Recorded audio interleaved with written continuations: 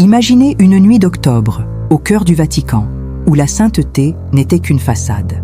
Au lieu de prière, l'écho de rires obscènes emplissait les salles papales.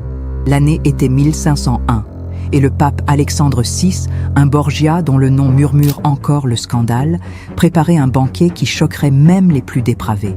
Ce n'était pas un dîner ordinaire, mais une liturgie inversée, un rituel profane où la chasteté était profanée et la moralité écrasée.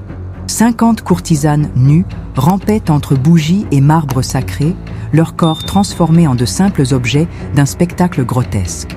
Sous le regard approbateur de cardinaux et d'évêques, des hommes d'église rivalisaient dans des actes intimes, cherchant des prix de soi, tandis que le chef spirituel du monde chrétien observait, se réjouissant de sa propre dépravation. Ceci n'est pas un conte de fiction, mais un fragment censuré de l'histoire, un secret que l'Église a tenté d'effacer. Que s'est-il réellement passé cette nuit-là? Comment l'appétit insatiable d'Alexandre VI a-t-il transformé le Vatican en un antre de vice? Et quel héritage de silence et de poison a-t-il laissé derrière lui? Préparez-vous à dévoiler les vérités cachées que l'histoire officielle n'a jamais osé raconter. Chers passionnés d'histoire, vous venez de plonger dans un secret papal qui a défié les siècles. Si cette révélation a piqué votre curiosité, imaginez ce que d'autres récits oubliés peuvent encore nous apprendre. Pour ne manquer aucune de ces histoires captivantes, je vous invite chaleureusement à vous abonner à notre chaîne et à activer la cloche. Votre soutien est essentiel pour que nous puissions continuer à déterrer ces vérités enfouies. Dites-nous en commentaire de quelle ville ou région de France vous nous suivez. Et surtout, quels personnages historiques féminins ou quelles époques vous aimeriez explorer dans nos prochains épisodes. Votre avis compte énormément pour construire ensemble cette communauté de passionnés. Pour comprendre l'ampleur de ces scandales, il est impératif de se replonger dans l'Italie de la Renaissance, une époque de contrastes saisissants.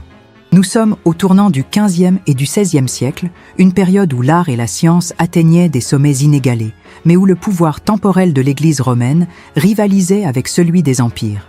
La péninsule italienne était alors un kaléidoscope de cités-États, de républiques marchandes et de royaumes, tous en quête d'influence et de domination. Au centre de cette toile complexe se trouvait Rome, non seulement le siège spirituel du catholicisme, mais aussi une puissance politique et militaire redoutable, dirigée par les papes.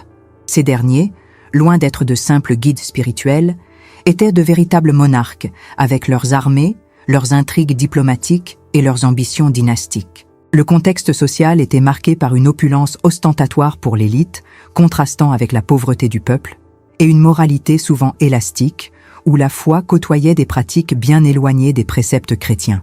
C'est dans ce terreau fertile que la famille Borgia, avec Alexandre VI à sa tête, a su prospérer, transformant le Saint-Siège en un instrument de leur propre grandeur et de leurs désirs les plus inavouables. Au cœur de cette intrigue se trouve Rodrigo Borgia, devenu le pape Alexandre VI, une figure dont le nom est synonyme de pouvoir, d'ambition démesurée et de scandale. Issu d'une famille espagnole, il a gravi les échelons de l'Église avec une habileté politique redoutable, transformant sa papauté en un véritable royaume personnel. Mais Alexandre VI n'était pas seul. Autour de lui gravitait une cour de personnages tout aussi fascinants et controversés. Ses enfants, César Borgia et Lucrèce Borgia, jouèrent des rôles prépondérants dans ces machinations. César, le redoutable condottière, incarnait la force militaire et la cruauté sans bornes, tandis que Lucrèce, souvent dépeinte comme une femme fatale, était un pion essentiel dans les alliances matrimoniales et les intrigues politiques de son père. Leur vie était inextricablement liée à celle du pontife, participant activement ou passivement aux événements qui ont marqué cette période. Sans oublier les cardinaux et évêques, ces hommes d'Église qui, par ambition ou par peur, devenaient les complices silencieux ou les acteurs directs des débauches papales, transformant le sacré en un théâtre de plaisirs interdits. C'est dans cette constellation de personnalités complexes que se tisse le drame de la dépravation papale. Le Vatican, loin d'être un havre de piété, était devenu sous Alexandre VI un théâtre où le contrôle des corps, notamment féminins, atteignait des sommets d'ingéniosité perverse. Pour les femmes de la cour, qu'elles soient nobles, courtisanes ou simples servantes, La vie intime était une monnaie d'échange, un instrument de pouvoir manipuler avec une précision chirurgicale. Les protocoles de préparation étaient des rituels humiliants, souvent menés par des matrones ou des médecins de confiance du pape, qui s'assuraient de la disponibilité des corps pour les plaisirs pontificaux ou ceux de ses proches. Imaginez ces jeunes femmes soumises à des inspections corporelles régulières, leur corps scruté sous toutes les coutures, chaque détail étant rapporté à l'autorité suprême. Ces examens physiques obligatoires n'avaient rien de médical. Ils servaient à évaluer la qualité de la chair, sa fraîcheur, sa capacité à satisfaire les désirs des puissants. Les systèmes de surveillance intime étaient omniprésents. Des espions étaient postés dans les couloirs. Des domestiques corrompus écoutaient aux portes et des lettres intimes étaient interceptées. Tout cela pour s'assurer qu'aucune relation ne se nouait sans l'approbation papale. Et surtout, qu'aucune information compromettante ne fuite. Le pape Alexandre VI, paranoïaque et obsédé par le maintien de son image et de son pouvoir, avait mis en place un réseau de renseignements qui pénétrait les alcôves les plus secrètes. Des manuels secrets de conduite étaient là même distribués aux courtisanes les plus en vue. Des instructions explicites sur l'art de plaire, les positions à privilégier, les mots à murmurer, transformant l'acte intime en une performance calculée, dénuée de toute spontanéité. Ces documents, aujourd'hui perdus ou scrupuleusement cachés, auraient révélé l'étendue de la déshumanisation. Les rituels d'initiation sexuelle étaient particulièrement glaçants. Pour les jeunes femmes introduites dans ce cercle vicieux, il ne s'agissait pas seulement d'une perte d'innocence, mais d'une véritable consécration à la luxure papale. Ces cérémonies, souvent déguisées en banquets ou en fêtes, étaient des épreuves où leur corps était offert, jugé et finalement possédé. Des témoignages censurés de gardes, de médecins ou même de prêtres qui, sous le sceau de la confession ou par inadvertance, ont vu ou entendu des bribes de ces pratiques, peignent un tableau sombre d'une cour où le vice était la norme et la vertu, une exception dangereuse.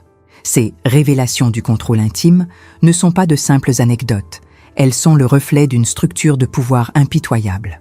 Les corps féminins étaient des pions sur l'échiquier politique et personnel d'Alexandre VI, utilisés pour forger des alliances, récompenser des fidèles ou simplement satisfaire une soif insatiable de plaisir. Chaque geste, chaque rencontre, chaque nuit était consignée, analysée et utilisée pour renforcer l'emprise du Borgia sur son entourage et sur l'Église elle-même.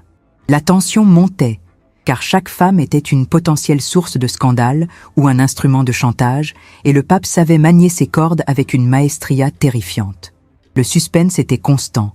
Qui serait la prochaine à tomber sous son regard et quelles seraient les conséquences de son choix? Chères exploratrices de l'histoire, ce que nous venons de découvrir sur les coulisses du pouvoir papal n'est qu'une infime partie des secrets que l'histoire a tenté d'enterrer. Si ces révélations vous ont captivé et que vous ressentez cette soif de vérité, je vous invite à rejoindre notre communauté grandissante. Un simple clic sur « J'aime » et un abonnement à notre chaîne nous aident à dénicher ces récits oubliés, souvent au péril de la réputation des puissants.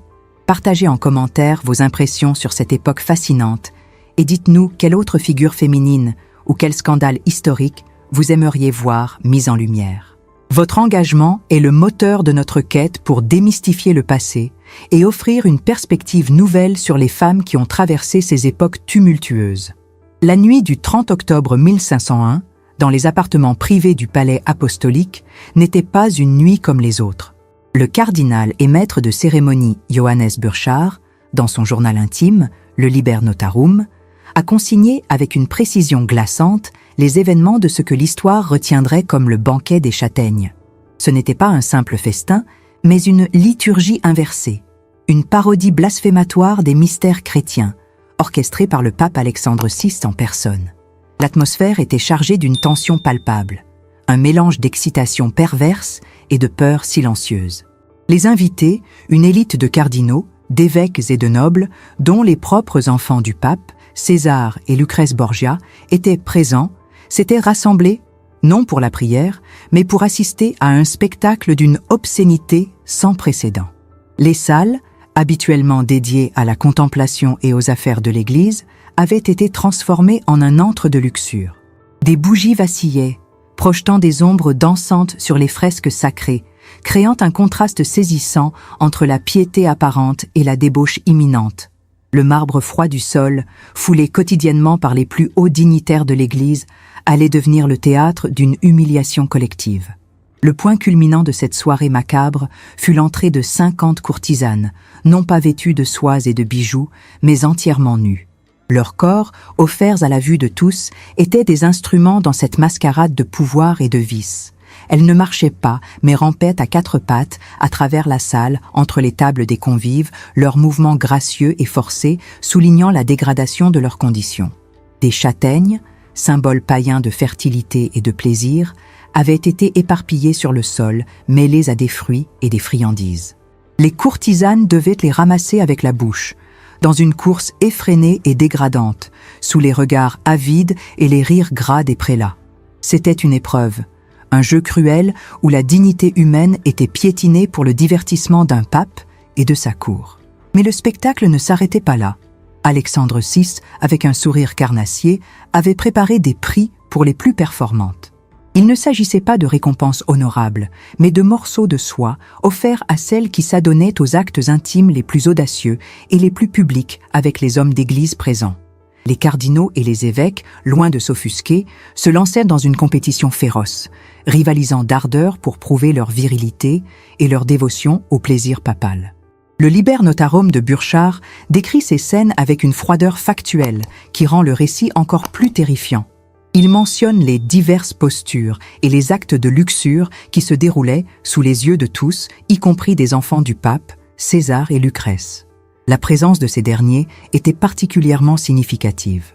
Elle révélait non seulement l'absence totale de pudeur d'Alexandre VI, mais aussi sa volonté de perpétuer une dynastie où la corruption était génétique, où le vice était transmis comme un héritage. Lucrèce, souvent dépeinte comme une victime, était ici une spectatrice silencieuse, peut-être déjà endurcie par les mœurs de sa famille. César, le condottière impitoyable, observait avec une satisfaction non dissimulée, voyant dans ces débordements une affirmation du pouvoir absolu de son père et, par extension, du sien. Ce banquet était plus qu'une simple orgie, c'était une démonstration de force, une barrière hypocrite paternelle, où Alexandre VI, en enjolivant de tels excès, brisait les dernières barrières morales. Il s'agissait d'une profanation délibérée du sacré, un message clair envoyé à tous. Le pape était au-dessus des lois divines et humaines. Les témoignages censurés, les murmures des dames de compagnie horrifiées, les regards détournés des rares consciences encore intactes, tout cela s'est perdu dans le silence forcé de l'histoire. Mais les échos de cette nuit résonnent encore, comme un avertissement sur la fragilité de la foi face à la corruption du pouvoir. Le banquet des châtaignes fut le point de non-retour. Il marqua l'apogée de la dépravation papale, mais aussi le début d'une lente décomposition. Les graines de la paranoïa, du poison et de la trahison furent semées cette nuit-là. Alexandre VI, en légitimant de tels excès, ouvrait la voie à sa propre chute, à une fin où le calice eucharistique se confondrait avec celui de la cantarella, le poison mortel des Borgia.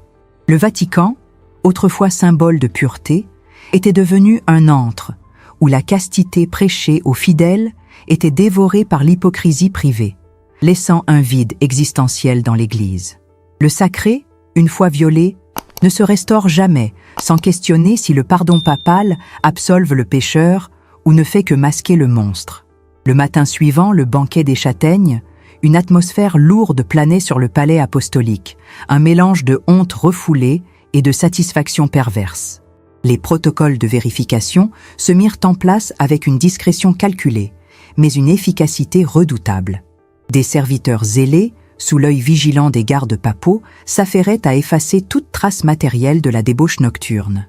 Les restes du festin, les bougies consumées, les châtaignes oubliées, tout était méticuleusement nettoyé. Mais les traces immatérielles, les souvenirs gravés dans les esprits des participants, étaient bien plus difficiles à éradiquer. Les courtisanes, après avoir été les objets du plaisir papal, étaient soumises à des inspections de vérification par des matrones discrètes, non pas pour leur bien-être, mais pour s'assurer de leur conformité et de leur silence. Leur exhibition de preuves de leur participation, souvent sous forme de marques corporelles ou de récits contraints, servaient à renforcer le contrôle et à prévenir toute rébellion. Les témoignages obligatoires des cardinaux et évêques présents, recueillis sous le sceau de la discrétion papale, étaient une formalité cynique. Chacun devait jurer fidélité et silence sous peine de représailles. Ces rituels de validation de leur allégeance à Alexandre VI transformèrent ces hommes d'Église en complices à part entière, les liant indissolublement au pontife par le secret et la culpabilité partagée. Des documents officiels furent produits, des registres secrets où étaient consignés les noms des participants et les services rendus, non pas pour la postérité, mais comme instrument de chantage et de contrôle. Ces archives clandestines, si elles étaient découvertes, auraient pu ébranler les fondations de l'Église. Les conséquences de cette nuit et des pratiques intimes d'Alexandre VI furent immédiates et profondes, redessinant la structure de pouvoir du Vatican et de l'Italie. Les changements dynastiques furent accélérés. César Borgia, conforté par la démonstration de force de son père, consolida son emprise militaire et politique sur les États pontificaux, devenant une figure crainte et respectée, même par ses ennemis.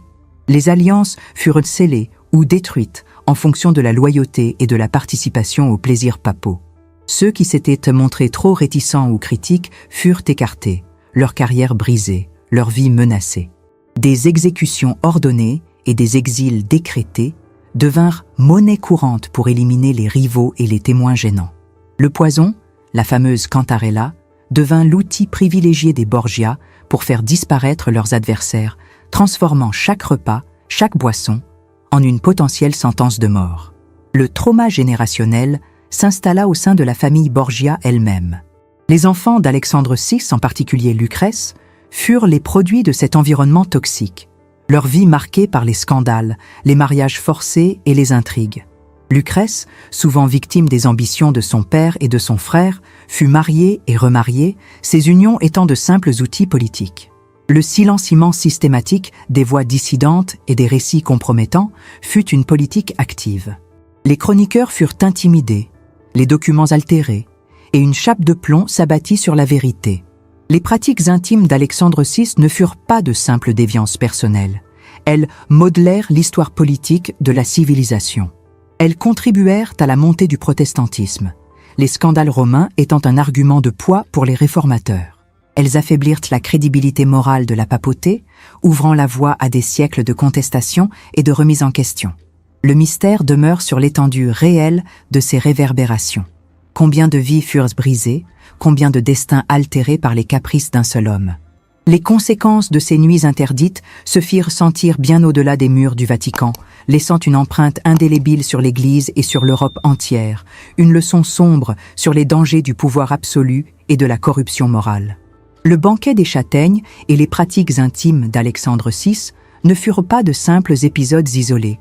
Ils laissèrent une cicatrice indélébile sur l'Église et la société, un héritage silencieux qui continue de résonner à travers les siècles. Les documents détruits et les récits censurés témoignent d'une tentative systématique d'effacer ces pages sombres de l'histoire. Des registres ont disparu des archives vaticanes, des lettres ont été brûlées, et les témoignages des rares âmes courageuses qui osèrent consigner ces événements furent réduits au silence, parfois de manière définitive. La vérité fut délibérément occultée, transformant ces scandales en murmures, en légendes urbaines, plutôt qu'en faits historiques reconnus. Cette occultation historique a eu des conséquences profondes, faussant notre compréhension de la Renaissance et de la nature du pouvoir ecclésiastique. L'impact sur les générations futures fut immense. La crédibilité morale de la papauté fut ébranlée, semant les graines du doute et de la contestation. Ces scandales furent l'un des catalyseurs majeurs de la réforme protestante, offrant à des figures comme Martin Luther des arguments irréfutables contre la corruption de Rome. Comment prêcher la pureté et la chasteté quand le vicaire du Christ lui-même s'adonnait à de telles orgies? Le trauma institutionnel fut profond, forçant l'Église à une introspection douloureuse et à des réformes tardives, mais nécessaires.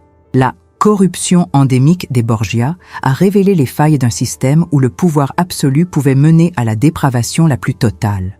Les connexions inattendues de ces pratiques se retrouvent dans d'autres civilisations et époques, démontrant que le contrôle sexuel et la manipulation des corps féminins sont des constantes du pouvoir. Des empereurs romains aux sultans ottomans, en passant par les dynasties asiatiques, l'histoire regorge d'exemples où la sexualité était un instrument de domination, de récompense ou de punition. Le cas d'Alexandre VI, bien que choquant par sa nature papale, n'est qu'un maillon d'une chaîne plus vaste de mécanismes de contrôle, exercés sur les femmes en position de vulnérabilité. Les preuves archéologiques et les documents prohibés, souvent découverts par hasard ou par des chercheurs audacieux, continuent de jeter une lumière crue sur ces réalités. Des graffitis dans des catacombes, des inscriptions sur des artefacts, des fragments de parchemin retrouvés dans des caches secrètes, tous racontent une histoire que les puissants ont voulu faire oublier. Le legs de silence perdure. Mais chaque nouvelle découverte, chaque réinterprétation des sources, nous rapproche de la vérité. Ce que nous apprenons des Borgia n'est pas seulement une anecdote scandaleuse, mais une leçon universelle sur les dangers de l'hypocrisie, de l'abus de pouvoir et de la déshumanisation. La foi, une fois profanée, ne se restaure jamais sans que des questions fondamentales ne soient posées. Ce chapitre de l'histoire nous pousse à interroger la nature du pardon, la responsabilité des institutions et la résilience de la vérité, qui, malgré toutes les tentatives d'occultation, finit toujours par refaire surface. Chers passionnés d'histoire, vous avez voyagé avec nous au cœur des secrets les plus sombres du Vatican, découvrant comment le pouvoir et la dépravation ont façonné une époque. L'histoire d'Alexandre VI et du banquet des châtaignes est une leçon puissante, un miroir tendu vers les dangers de l'abus d'autorité et la résilience de la vérité. Si cette immersion dans les arcanes du passé vous a captivé, sachez que d'autres récits impériaux, des secrets jamais comptés, attendent d'être révélés. Pour ne rien manquer de ces explorations fascinantes, je vous invite à vous abonner dès maintenant à notre chaîne. Votre j'aime et vos commentaires sont essentiels pour nous aider à déterrer ces trésors historiques. Dites-nous, chers amis de l'histoire, quelle autre figure féminine ou quel scandale impérial vous aimeriez que nous explorions ensuite? Partagez cette vidéo avec celles qui, comme vous, sont avides de connaissances et de récits authentiques. Votre soutien est la clé pour que ces voix du passé continuent de résonner.